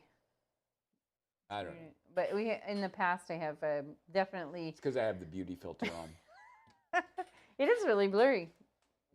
Yeah. Oh, you know what? I have my reading glasses on. No, it's still a little bit blurry. Still a little bit blurry. Well, it could just be because of the that was lighting. so dumb. I have my reading glasses on. But anyway, yeah, we I don't know. We both kind of thrive with the. Daniel, when don't you guys have crazy months? We actually need to fix that. We've been talking about fixing that because we need to fix that. It's a lot. It's a lot much. Well, you guys, the temperature's starting to fall in the garage. We peaked out at 60 degrees. We're back down to 59 degrees, and I think it's time to call it a night. Yep, we're going to call it a night, and we will see you Saturday. We'll send out the links for whatever Paul's going to do, and we will be back here ready to party it up on Saturday night. It's kind of fun to do one on Saturday night. And midweek is, you know, for retired folks, it's great. For working folks, you know, don't want to party it up too hard. I'm hoping my voice is back by Saturday. You're no longer talking with the Starbucks voice. Hey, how you doing? I might get some voiceover opportunities, though. You know, we need somebody to sound like a gangster. Party on, Garth. Cough, cough, cough. Cough, cough, cough. All right. All right, guys. We'll see you later. Enjoy the rest of your week. We'll see you in a couple days. I'm dying over here. Bye. Okay, sorry. Bye, everybody. Bye, everybody. Palette knives out. That could be